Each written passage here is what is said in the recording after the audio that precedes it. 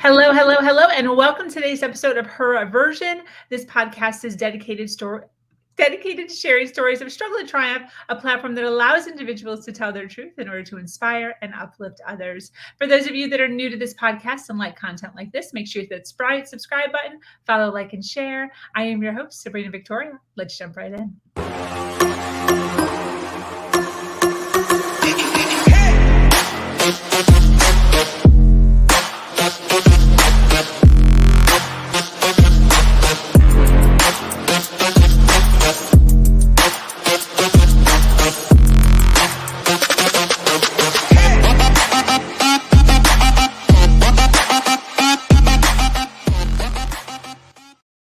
Hello, and thank you for joining us today.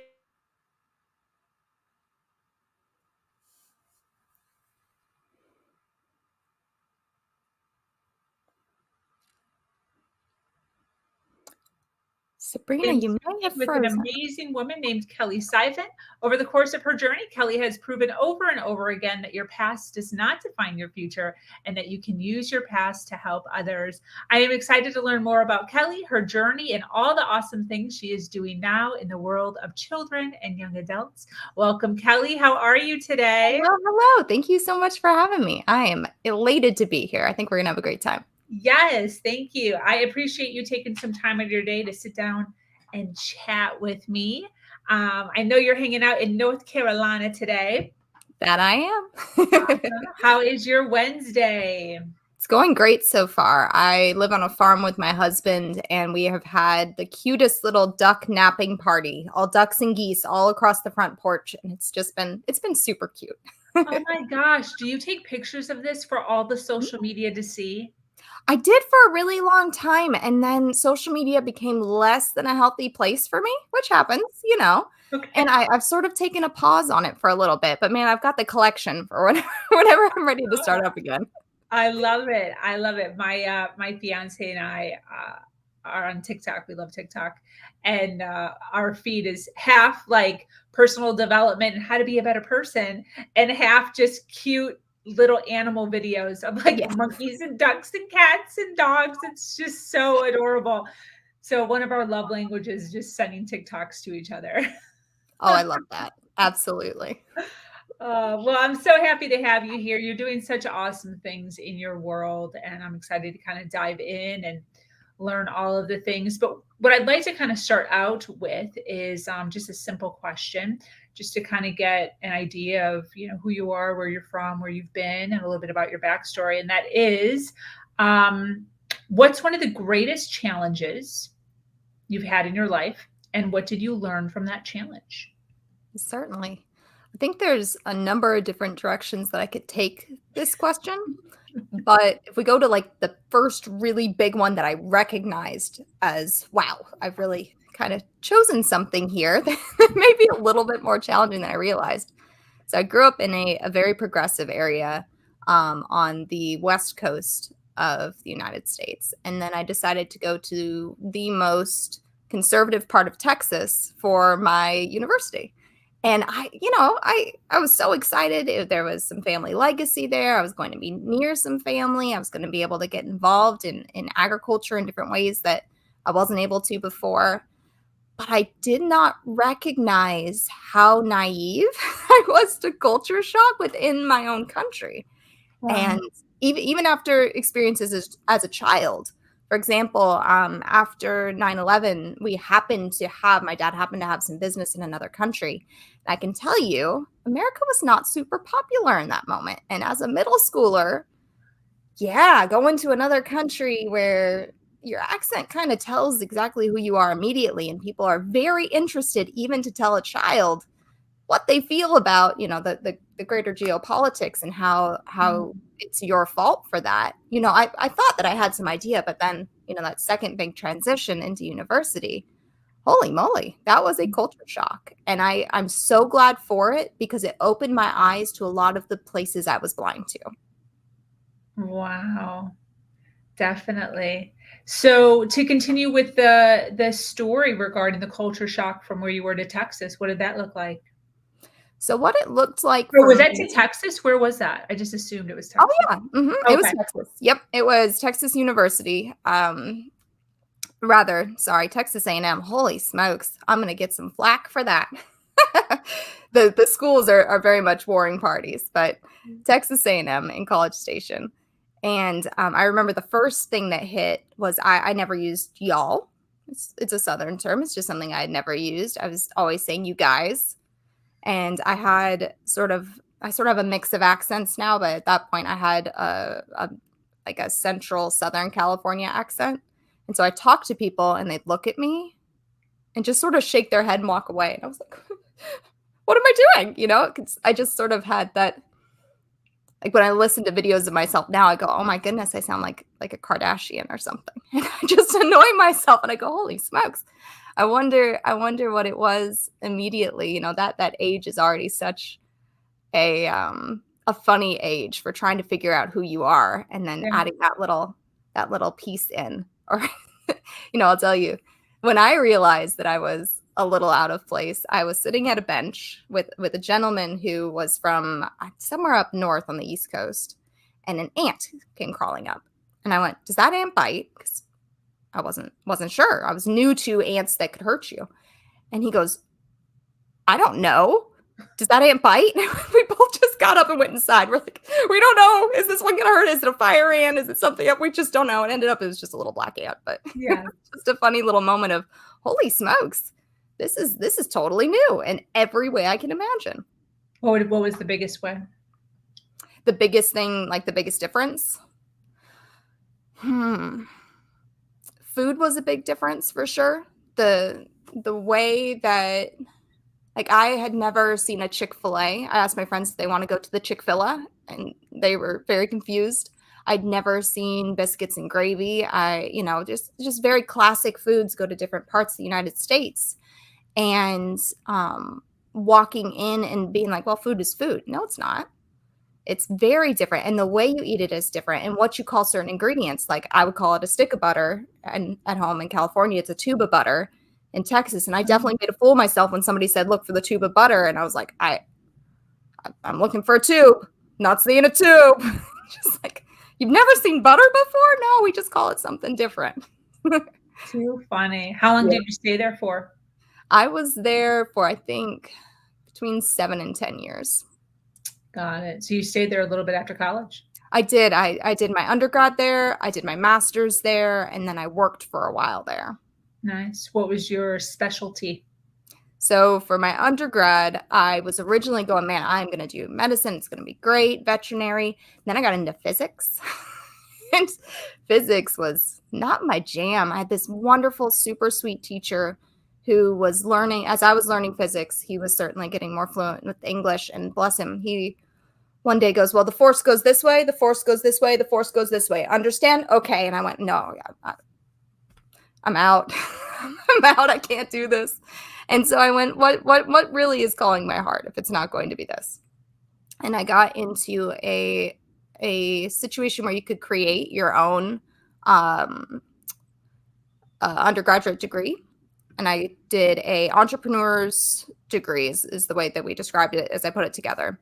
It was concentration leadership, minor in business administration, and minor in creativity and cognition. And then my master's was in education. Beautiful. Yeah. And then where did that carry you? So at that point, when I was getting my master's, I was working on my grandfather's ranch, which was a really trying time for sure.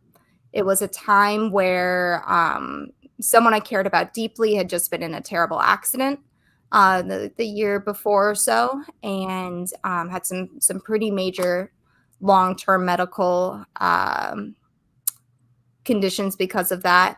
I was having some trouble with relationships, and it was very clear very quickly living on that ranch while getting my master's that, you know, the reason I was pushed to get the master's was so that I would be educated enough to find a husband, because ranching wasn't for girls. You know, it was my job to find a husband to take over the ranch, and then I would be allowed to stay there. And otherwise, it was not the long-term place for me. That position wouldn't really be allowed. There, it was very, very clear, verbalized several times. And it wasn't, a hateful thing, just a generational difference. But going through that like, holy moly, I'm noticing that my gender's in the way of my dreams. And while I'm working so hard to get this beautiful degree and all these different things, I'm being pushed this direction because of these really weird reasons. And how do I come to terms with that within myself? Yeah. So you wanted to take over the ranch? Yes, absolutely. Wow. What was your favorite part? Oh my goodness. There's so many beautiful images that come to mind, but the place, if I could take anyone to one place on that piece of property, there is this beautiful, beautiful spring. And in Texas, there's this part of Texas, there's a lot of limestone. So when the water comes out of springs, it's crystal clear and then it remains crystal clear. So this beautiful spring in a little swampy area into this gorgeous, maybe 4-acre pond surrounded by limestone and old oaks. And my grandmother had planted irises all the way around it. So it'd be blooming with irises, and it was stocked with fish and crystal clear to the bottom. Wow. So I would at that point I had 2 pet ducks because, people have 2 pet ducks. And I had a dog, and we'd all go out there and go swimming, and I'd take like a floaty out, and the ducks would dive underneath and come up on the other side, and it was see-through. So I could watch the ducks swimming underneath me and diving down and watch the fish swimming. And it was just a piece of paradise. Just those moments of such connection to a place and time, they really stick. They really stick. Wow. So the whole plan of getting an education and then finding a husband to take over the ranch, did that work out for you? No. No. So it was very interesting. There were a couple of different competing things going on. And, I'll get into the details that are me. I'll leave out the details that are mostly other people because that's their story.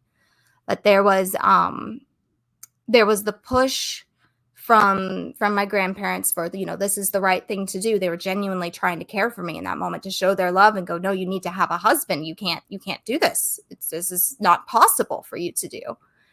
And, there's always other family members who have opinions like, well, I'd like a piece of this, but I would not like a piece of it as a piece of ranch. I would like a piece of it as sell it, and I'd like that cash, which again, that's fair. They have some right to want that as well. Gets in the way of my plans, certainly, but it's fair. So there was that pressure coming in. There was the pressure to, get married. There was the pressure to finish the degree, to become a teacher. And then, don't worry about learning about the ranch, just be a teacher and find a husband. And although I love working with kids, the school system, teachers, bless you. My goodness, that is a tough one. And as I was going along, I realized very quickly, if I'm going to be true to myself in this, I can't stay here. I have to let this dream go. And to complicate that further, I was also caring for my grandmother as Alzheimer's was starting to really set in. So I knew that me leaving, she wouldn't understand, and that she would continue to ask for me, say, to come to dinner or to come visit her when I knew that there was no way I could explain to her that I couldn't be there, and there was no way anyone else could explain to her why I wasn't. So there was that piece too, as I realized it's time for me to step away from my health, where I'm going, man, this is not going to be pretty. And yet I have to make this choice. And holy smokes, it's still not pretty. And yet it was still the right choice. And man, those decision points, they can really get you. Yeah, I bet. You said, be true to myself. Mm-hmm. What does that mean? In that moment, what that meant was recognizing I can stay here and try to please everyone. I can stay here and try to be, the version of female that my grandparents' generation would view. I could try to be the version of a niece or what have you that some of the family members would like me to be, trying to convince a sale or trying to convince something to be done a different way. Or I can go, you know what, this was what I dreamed. and this is not who I am. Who in the world am I?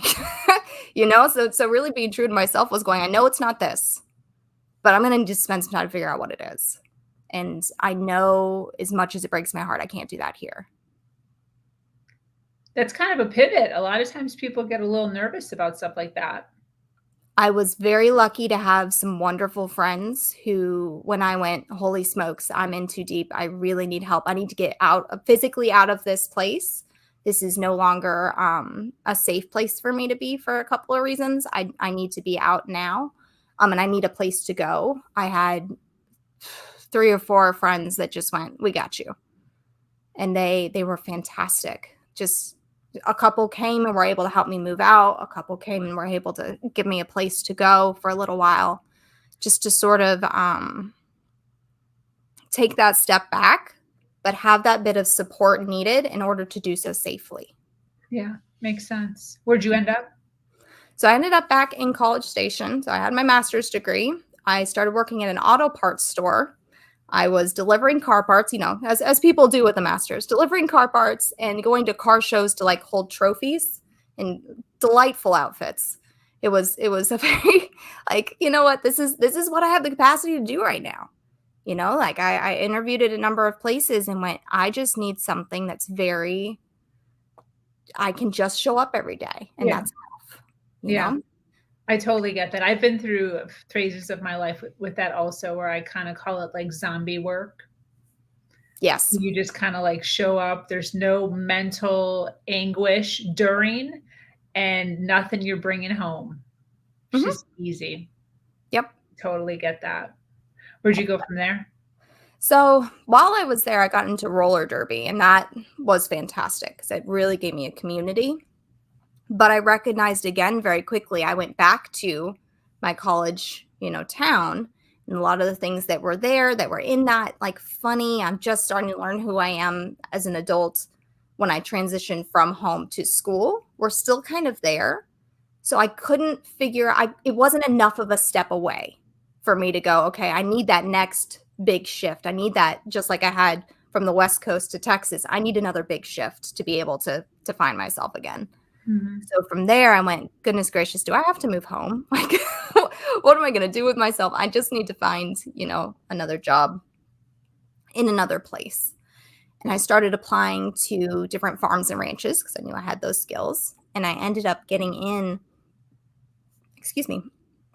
at a job in Colorado at a rescue ranch. And it was wonderful.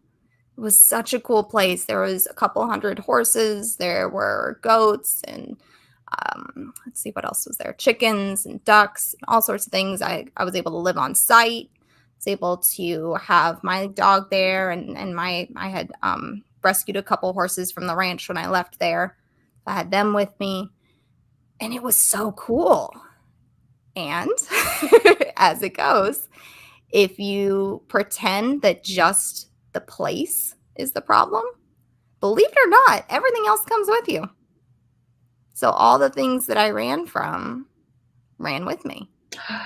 Give an example. Oh, absolutely. So I mentioned that there were some issues with finding good relationships, like being able to find romantic partners that were healthy and that were safe and all those things. Yeah, that followed me. Kept that unfortunate pattern going. Very quickly, it became clear that the energy that I brought there, that like I was in a super like, I'm just going to be peppy. I'm just going to be like, let's make everything bright and shiny and rainbows here. Let's really bring up the energy, was not what they actually wanted. And very quickly, there were a few people that I would say preferred the status quo or perhaps were threatened by change. Okay. And they started to really poke. So for example, I was told at one point that someone on the property had a weapon and they weren't afraid to use it. And that I needed to, be careful about my actions. And I was told by someone else that if I didn't become, because I had really bad cramps one day and missed a day of work. If I didn't become vegan immediately, I wouldn't be able to keep the job because that was the reason for my cramps. I needed to be vegan and gluten-free. And whether or not that's true, not true, otherwise is neither here nor there. having someone who's employing you telling you, you know, you're going to lose your job if you don't change your Wow. diet because we believe these things are medically connected when they're not medical professionals. Again, could have been said with all the kindness, and I'll take it with all the kindness. Still not appropriate. Yeah. Simple as that. So it was it's a lot of little things. In fact, as I said, everything. Everything follows you until you're ready to face it. So when did you finally at one point have an aha moment where you recognized the vocabulary words that you're using now, as far as, you know, a lot of it, you're carrying it with you? When did that happen? I started to realize, oh goodness, I don't think I really genuinely realized and went, and it's on me to change it until my next big move, which was to North Carolina. So I was working at the ranch, ended up getting a job in another town in Colorado. And then again, same things followed, where I had some amazing people around me. I had some folks that I brought into my life that weren't as safe or weren't as kind. And I went, you know what? I'm going to try something totally different again. Maybe moving will help, you know, try a new spot. And again, I think the change in location was part of what I needed. I just was refusing to recognize, whether consciously or unconsciously, there was more there. So once I moved to North Carolina and I realized just how far I was from all family, because now, you know, the nearest family is across the country. If we're talking time zones, 2-3 time zones away. Yeah. And I have no one here, because in Colorado, a number of people from Texas moved to Colorado. I happen to know people around. I have no one. The one person I knew was several hours away and was deploying constantly. Like, I am truly alone. Okay, now it's time to really face your stuff. Now it's time to recognize what's followed you and go, wow, you've chosen these ghosts in one way or another, whether you meant to or not. It's time to start working through them. Do you remember what you were looking at, researching, reading, watching that really helped you make that pivot? Sadly, it was nothing as fun as that, or as kind, or as I'm going to use the word consent. I didn't consent for this change originally. Throughout this entire process, I had this amazing dog with me. His name was Petey. And this might make me cry, so everyone be prepared. So Petey, I got after a really rough breakup when I was in college. Wouldn't always suggest it, but it was the right choice for me at that point. And he had been through me at the ranch. He'd been through me, or there with me in Colorado. He came all the way across to North Carolina. Wow. And I was house sitting for a friend, and he had a seizure. And, oh, this is strange. He's been nothing but healthy. And took him to the vet, and he had a massive tumor that had just ruptured on his spleen. And at that point, I was working a lot of agriculture and direct care, which meant I was helping people, and I was helping horses, and I was working with other animals, and I was making no money. So when they say your choices are a $5,000 surgery or you don't get to go home with your dog, it's just, there's nothing you can do.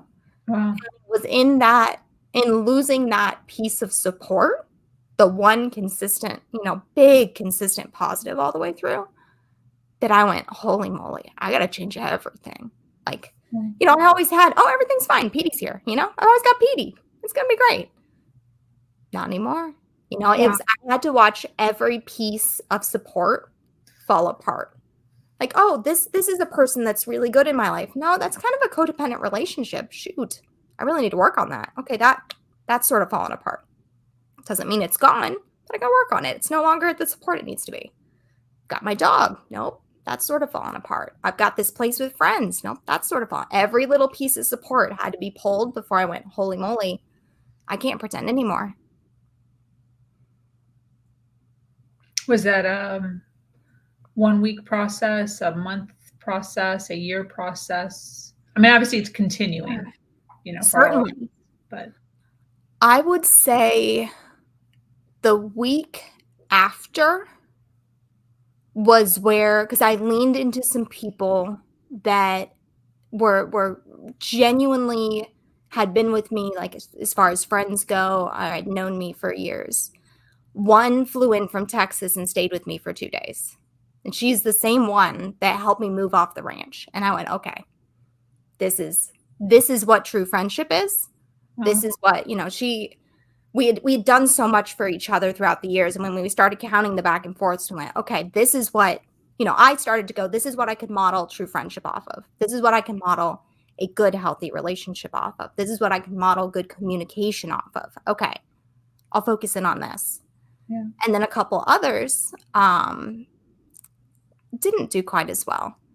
I had another friend that was in the area that was like, well, we should just, drink way too much. Not the best choice. Not the best choice. And then, from there going, is this something that I want in my life? And very quickly I went, no, that needs to be cut from my life completely. I'd never had a problem of, I drink way, way too much, or I drink too often, or what have you. But I went, no, this is not a coping mechanism that I want in my life. So in that week after, it was a lot of, this is what I need, this is what I don't. Model off of this, cull more of that. And it was very freeing and devastating all at once, all at the same time. Going through and going, so much of me that I've held on to and said, this is a part of me. This is me. This is how I define myself. I have to let go. I have to let those pieces go. They may have never been a part of me. They may have been something that served me before, but it has to go now. And after that first week, I'd say probably the next 3 months or so were tumultuous, just that pulling apart and can't have this anymore. I know you want it, but you got to let it go. And okay, we need to model more of this. And yes, it's more effortful, but we got to put the energy here. Yeah. How does it work for you, especially in those beginning stages of going back and forth between knowing and wishing you didn't know? Yeah. I have found that when I wish I didn't know, it's best for me to spend some time alone and just talk to the world about it. Like, hello, tree. Let me tell you about all the BS that I wish I didn't know, and just yell it out if I have to. Just literally get it out of my system and let it sit in the air. And then from there go, okay, where can I find the blessing in this? And switch it back over. Now, that may not be one time. That may take 5, 6, 7 times of, yelling at the trees or talking to the goats outside or watching the birds and going, man, screw you guys. You're able to fly away. This is baloney, just letting, I've called it like letting out the venom. Like, okay, just let it out. Just get it out there. And doing my best to always bring it back, but also not pressuring myself to see it as positive immediately. It's okay for things to be hard. It's okay for things to be dark. Yeah. You got to sit in those moments too. Yeah. I think sometimes that's the hardest part. Mm. I know for me, it was falling back into that victimhood just felt safer or better or not as hard. It's hard when you're realizing that you have all of the control and you can pivot. And when you finally come to the realization of like, holy shit, I can make the change. I can do the hard work. I can, pivot, whatever it is. And then the work that goes along with that, sometimes it's just like, yeah. I wish I didn't know all the things. Yes. I didn't know all the things. And deconstructing too. Wow, for years I've had this control and everybody not everyone, but many people did a very thorough job of making sure I didn't see it. Or if I did, saying, yeah, you've got this control, but you don't have any of the skills. You couldn't do it without me. Yeah. Yeah. That's so true. It's a lot to deconstruct in yourself. Holy moly. Yeah. And a lot of times individuals, I think it's important to recognize, a lot of the women in this arena are heavy within the abuse arena, toxic relationships, narcissistic abuse. And I think it's important to recognize that not all of the time do people recognize that they are toxic? Oh, absolutely. I agree with that. Like, are there malicious? Yes, of course, there's mean people who are mean to be mean, but there are also people who literally just don't know. They're literally in the same darkness we're in, just in a more negative state, or we were in just in a more negative state. Absolutely. Yeah. And something I've noticed with the families that I work with now, because I get a lot of cases where there's divorce or separation or different things going on. And I will have cases at times that have domestic violence or different things going on. Quite often, there's a complete lack of recognition that there is anything on the, how do I put it? Because what I don't want to say here is one person is good, one person's bad, or that I'm able to diagnose anything like that, because I don't have the qualifications for diagnostics. But I mean to say, when both people tell their stories, and one tells the story of victimhood and one tells the story of having more power, let's say, the one that tells the story of having more power, from what I've found, often sees it or expresses it as they're just trying to do the right thing. They're just trying to care. They're just trying to be the best they can be. And it's really a lack of skill and understanding, rather than, as you say, straight, I'm just trying to be malicious. I'm just trying to be manipulative. Doesn't make it right. The actions are still wrong. Yeah. 100% the actions are still wrong. Actions are unforgivable in many cases. And it's not because they're an unforgivable bad person that can never be helped. It's because they are missing those skills. They are missing those things that can be taught if they're willing to learn, and they've got people who can teach them. Yeah, definitely. I think that's why it's so important to, when you have learned these things like yourself, and you have done the work and in a constant state of evolving and learning and pulling more knowledge towards yourself, to speak, to tell your story, to allow people to recognize that there is a different way. So I remember there was a point in time where I just didn't even know that there was a different way, to know that there was a different way. It's not always that people are not wanting it. A lot of times it's just they don't even know that it exists, or it's even a thing that is possible. I want to ask you, through your journey and through all the things that you've been through up to this point in your life, what would you say is the number one lesson that you've learned about life? The number one lesson, I'd say, and I will tell you, this changes on a weekly basis, because the environment changes your lens. And I've become more comfortable with that, instead of like, no, this is my number one lesson, or this is my number one this or that. So I will say, in this moment, the number one lesson is it's going to be okay. Embrace the darkness. Do it scared. It's going to be okay. But that embrace that darkness part, along with it's going to be okay. You'll feel all right now. It's going to be okay. Let's do this. Like, yeah, it's going to be hard. It's going to be dark. It's going to be difficult.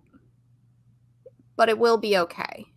You just got to keep trucking. There was an amazing book I read recently called Trauma is Medicine by Sarah Salter Kelly that has just been, holy moly, mind-blowing. And it's a great book for exactly that, focusing in on how do we jump into the darkness? How do we go to the underworld? How do we feel those really difficult pieces and feelings and still go, yeah, this is real. And we're going to be okay. I love that. It's so funny you're saying that. That's literally my exact mantra. Oh, yeah? Yes.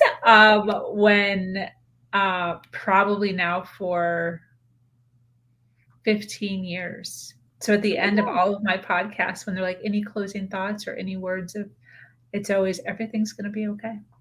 I love that. Because that's the thing that's carried me through, when stuff is hitting the fan and you feel like just giving up, or you feel like the world is bringing you to your knees, you have to remind yourself in a calm voice that everything's going to be okay.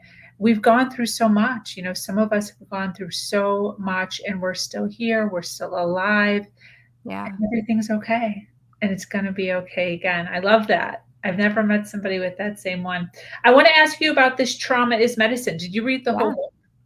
Oh, yeah. I've read it twice, and I'm in communications with the author to host a 4-day ceremony on our farm. That it meant that much to me. The Wow. book is phenomenal. I took it to my therapist. We're using it inside of, yes, for everybody who also works with me professionally. Of course, I see a therapist too. Come on, guys. Get the support when you need it. I I love took it it. to her. We Well, use it there. It's so wonderful. so I want to ask, I'm starting a women's group on a Mhm. personal level. I have one for business, but I'm starting one on a personal level. And what I'm seeking right now, just kind of asking around for, is a book Mhm. that women can relate to help them rise mentally, emotionally, confidence, power, voice.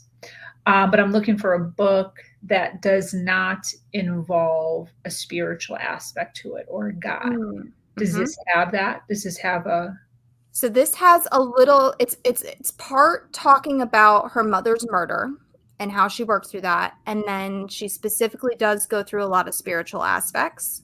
So she goes through the specific ceremonies that she used. She goes through different resources around the world that can be helpful. So I'd say for that particular goal, it may not be the right book, but gosh, if we're God? looking, God in what aspect? God, like a Christian God that the majority no, of the United she States. every religion, every spirit, she make space for it. I would not call Mm, it a specific religious book in any way. Like okay. however you want to define the greater energy, the your God, your spirit, whatever you use as far as label goes, I Yeah, think it still fit into this book. got it. I'm just looking for one that doesn't necessarily relate to God as in how everyone believes in God, because I think it kind of has a tendency of pushing people away who aren't Mm, sure or who are in a bad spot or have been hurt. It's hard to sometimes bring yourself to believe in that again, and absolutely. then, to be kind of like forced, not that you have to like attend the group, you don't have to attend the group, but I'm just looking for something that can kind of relate to all individuals, no matter where they are spiritually. You know what you might consider is Oprah Winfrey and Dr. Perry just came out with the book What Happened to You. It's a trauma book that goes into it has a little touch of, how religion has helped her, but that's it. And then it's talking about Dr. Perry's work with different kids and families. It talks about Oprah and her experiences growing up. It's a book written in two colors because it's literally the conversation between the two. So it's Wow. very, very easily read. It's also pretty intense. So be ready for that for sure. Wow. If you Very. want to talk trauma books, oh, I got you. I love it. I love it. That's awesome. Speaking of trauma, a lot of individuals who have gone through stuff can relate to being either presently at a point or in the past at a point where they'd never felt or didn't feel as if they were good enough. Mm, This constant chasing of perfection or yeah. social media, and this world of happiness, and the quote unquote toxic positivity that Oh, is yeah. kind of hitting us right now. What's your thoughts as far as when is a person good enough? Hmm. That I think is going to be a week to week again answer for me. I love it. Part of that is because of again the environment around me changes the lens that I look through like I spoke on before, and I'm thinking about the many kids that I work with that come with exactly that. And I can tell you post COVID this is much worse. Much worse. It's anecdotal data, but I can tell you the kiddos, so even if it was the same kid that I was working with before COVID began and now, holy moly, the need to be good enough, the ability to feel like you fit in, the ability to communicate well, both with yourself and with others. We got some trouble coming. We got some trouble. Um, as far as I'll define for myself, good enough for me is a bit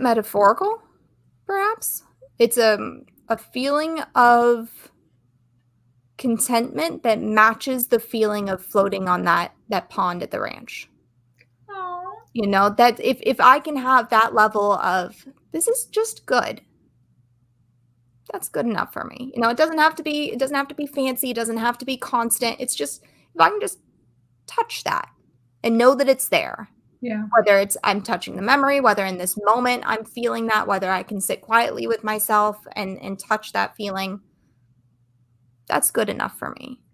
And a lot of what I do with the families and the kids that I work with is go, okay, let's collect all of your values and let's feel out what's good enough for each of your values. Like, okay, I really value, say, getting good grades. Fantastic. I also value rest. All right. Well, how do we balance these values and how do we figure out what the true, you know, it isn't just like, here is good enough. It's a little of this, a little of that. Oh, this week it's a little bit more like this and this one's a little over here. You know, you've got to balance each one of them. And in going from that values perspective, we can very quickly start to assess where we're at in this moment and redefine good enough as needed and adjust so we're genuinely healthy and balanced instead of just chasing happy, which toxic positivity, oh, that has done more damage to me than anything. I grew up in a very like, everything is fine. We are awesome. Nobody look and you won't see sort of style. And yeah, I don't jive well with that. That's that, like, it's going to be okay, but we have to grasp the darkness and we have to know that it's there and we've got to be willing to look it straight in the face. Yeah, definitely. When did you recognize that? That darker part? The fakeness of that. Ooh. Did you recognize that pretty young? In part. I bought into it very young. Good enough, being good, being okay was, you know, big smile. Being right, being well, being healthy was everything is fine, you know?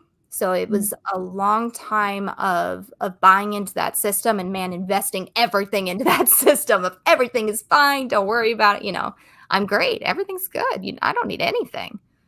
I would say it didn't start to hit where I went, I can take a step back, I can rebalance, probably until I was, gosh, probably not till a couple of years ago, I'm gonna tell you. Yeah. Wow. Yeah, it's interesting the ages of which people come into a realization with that. You know, talking with a few younger ones. I know that you work a lot in the young children, young teens, which I want to talk about that coming up. But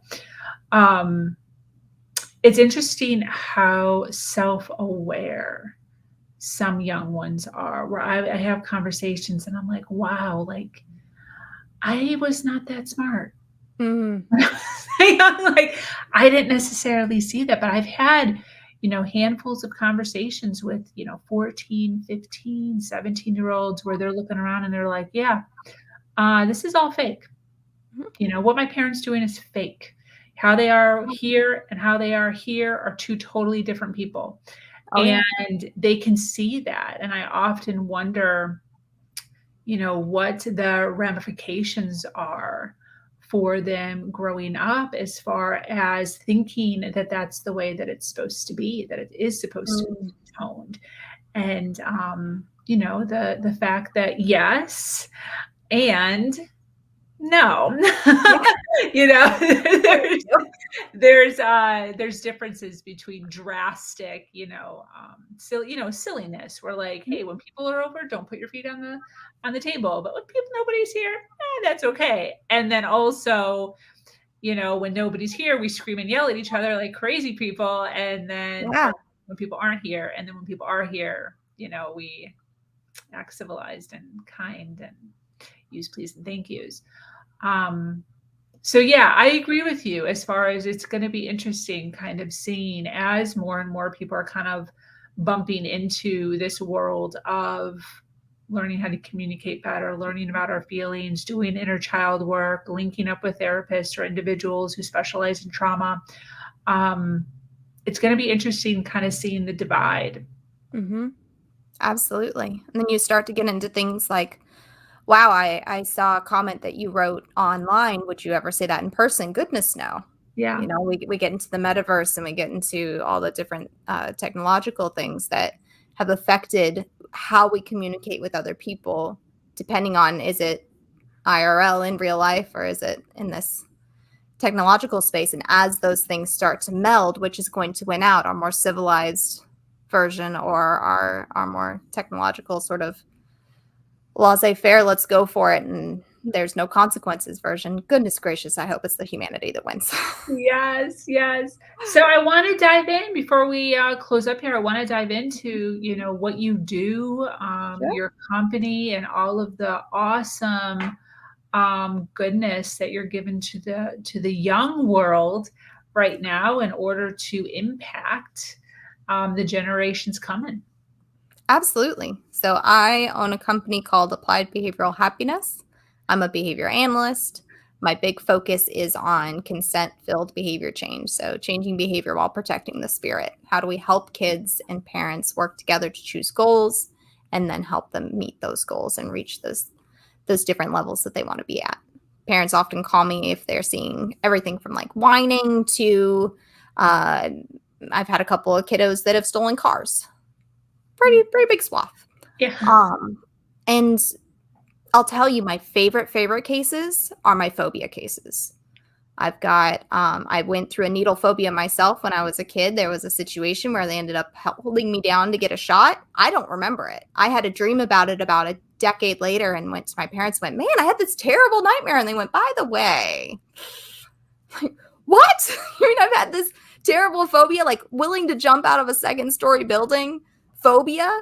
Wow. And you never told me about this? Like, I don't blame them because it was probably just as traumatic for them, but Yeah. holy moly, man. So now, getting to see these kids and going, you're not going to have 15, 20 years of phobia. We're going to sit together for 3 or 4 hours. And then mom and dad, you won't believe this, they're going to choose to go get a blood draw. Just watch. And then we go there and they choose to. They weren't forced. They weren't coerced. There was no, hey, we'll celebrate after. What do you want to do to celebrate? But it wasn't, you're not getting the iPad until you do this sort of thing. There's no need for that. It's just, let's create a trusting relationship.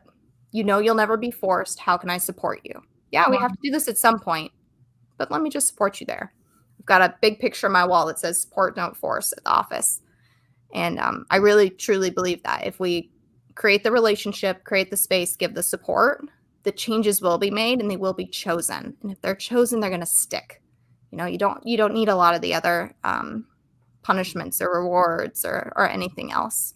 That is the basis of what I do. And man, I love it.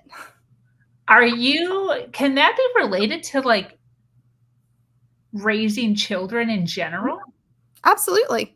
I do crisis prevention courses and parent coaching, specifically looking at that. So people who have like a Montessori method or gentle parenting method that usually get along really well with me. Folks that are like, I want my child to say yes or no, ma'am, do whatever I say no matter what. I go, that's fantastic. Let me refer you out because you're going to hate me. Like, let's just keep you moving. And I do see a lot of trauma cases because a lot of these things, like, if you go and you see this big, scary behavior and you treat it like, oh, this is a big, scary behavior, we need to stop it now, but this is a trauma-related behavior. This is a trauma response. If we don't take the time to work you through at your own speed, we're just going to re-traumatize you. And I'm fearful that has happened. And I've seen, in plenty of forums where that has happened to people who've gone through behavior therapies of different sorts. And I refuse to do that. How does that work as far as somebody coming to see you who has endured trauma, but the trauma is in their family? So there's a couple tough things. I will see families where the trauma is ongoing, in which case everybody knows when they start with me that I'm a mandated reporter. We may need to bring in CPS or make a call whenever possible. I have the parents on the call with me. If I can keep everybody safe and have them as a part of it, I absolutely do. From there, it's in my initial assessments, I will have a barrier report that says, hey, I think this is trauma related. We need to have these other people involved. We need to make sure that we're safe and across the board, have all the supports you need. And this is why it's going to go really, really slow. So, where a kiddo that's just like, I just like ice cream a lot and I'll scream for it till I get it, we'll be able to move pretty quickly through that. But if I'm going, hey, your child, say, is going silent whenever there's a man around, and you told me that there was a molestation issue, okay, we're going to go really slow here. Like we're really going to have to take it down to their speed, because they already have that example in their life of the power being taken away. And we cannot do that again. We absolutely cannot do that again. And I need to get everybody on board with, we're not going to do that. We need to make sure everybody is ready for it. We're going to reteach this so that their long-term skill is not how to become the victim to keep themselves safe, but rather how to use other skills to keep themselves safe, how to find safe people, how to get out of situations, how to communicate in tough times. Are you finding that the power being taken away is a lot of times the issue? I'm going through a couple cases in my mind. So when I have cases of adult and child, where a child is victim, often what I have seen is, so in the cases where it's a sexual abuse of some sort, of course, I'm going to have other professionals involved. We'll start there. What I've seen is a pushback, like a super heightened fight response of I won't let that happen again, and then a complete fawn if that doesn't work. And then when I see on the say I have viewed physical abuse between parents, I haven't experienced it toward myself, but I've watched one of my parents be hurt by another. I tend to see a dissociative quality. And again, I don't do any diagnostics. I make sure there are people on the team that can work on that side. But like the complete freeze, I'm not here. If I'm not here, I'm safe. If I'm not here, this isn't really happening.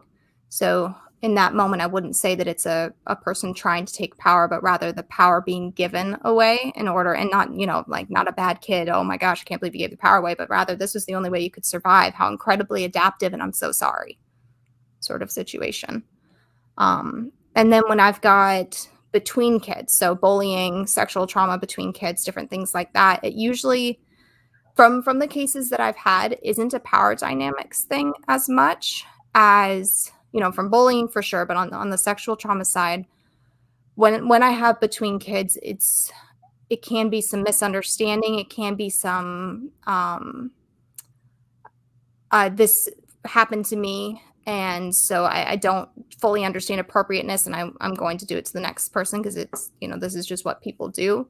It can get very, very complicated. I bet 100%. Who is your client? Who should be contacting you? Certainly. So any parent, family member that is going, this is not what's going on right now doesn't fit how I see my family, as far as our values go, as far as our contentment goes, as far as general happiness, peace within the home goes. Something doesn't feel right, and I don't know what to do. That's the time to call. When I usually get the call is something didn't feel right. I don't know what to do. I tried everything. I did something that I didn't want to do in the first place. So that could be I started using corporal punishment when I never wanted to. Or I have just been crying and depressed, and that's not the mom or dad I wanted to be, or what have you. And I'm a terrible parent or person. Well, goodness no, you wouldn't be calling me if you were a terrible parent or person. This is a fantastic step. And if I can get to you sooner, I would love to. But if that's when I need to get to you, fantastic. Please do call. I always do free 30-minute consults to make sure that I'm the right fit and refer out as needed. So if you just need to go, this is what's happening, can you help? If I can, fantastic. If I can't, I'm going to help you find somebody who can. Absolutely. And then adults, teens, kids, what's your... So the oldest client that I had, not in this company, but in general, was in their 90s. Because I have that experience with Alzheimer's, I'm happy to consult on cases because we see a lot of similar behaviors as we start to lose our memory, because we're in a really tough spot there too, and we'll really start to get some pushback and different things going on that are similar to the tantrums and pushback you'll see from teens into toddlers. But yeah, I'm happy to work with anybody that I'm qualified to work with, regardless of age. And as far as am I qualified, that's what part of that 30-minute free consult is all about. Let's make sure that I'm the right fit. Beautiful. Where can people find you? They can find me at appliedbehavioralhappiness.com. They can call our office, 984-235-1058. We are on social media, but again, I've been a little bad about it. So I apologize to everybody on there at Applied Behavioral Happiness, Instagram and Facebook. Hopefully it'll pick up again soon. But again, we have to make our choices for our health. So I'm taking a little break there for now. Those are probably the best places to catch me. I'll also be live on Nextdoor Radio every Friday. And if you go to the media page on the website, there's always podcasts like this and a ton of other free resources on our resources page that you can pick up. On your website? AppliedBehavioralHappiness.com. Beautiful. Okay. I love it. Any closing thoughts? Oh, so many. I'm just so glad that there's a place like this for people to talk about real things. I think you're absolutely right. There's so many folks that are playing that fake game of everything is fine. Just look at my news feed. Just look at my pictures online. Everything is perfect. And when we sit down and we go, everything's going to be okay. And it's going to be tough sometimes. Let's talk about those tough times, how we made it through, how you can make it through. Let's all relate together and we will be okay in the long run. Yeah, that's the key. I love it. Well, those of you that are watching live, thank you so much for being here, hanging out with us. Those of you that are watching on the replay, make sure you hashtag replay so that we know that you were here and that you were hanging out with us. If you resonated with all the goodness that Kellie gave to us today, make sure that you connect with her either on her website or on Insta or Facebook, as she said. Thank you so much for joining us on Her Version. This community is expanding every single day and is filled with females who are striving to do better than they did yesterday.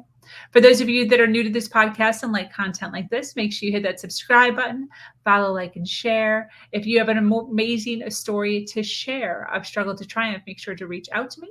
My name is Sabrina Victoria, and I am so grateful to be here sharing a platform that allows people to share their truth and inspire others.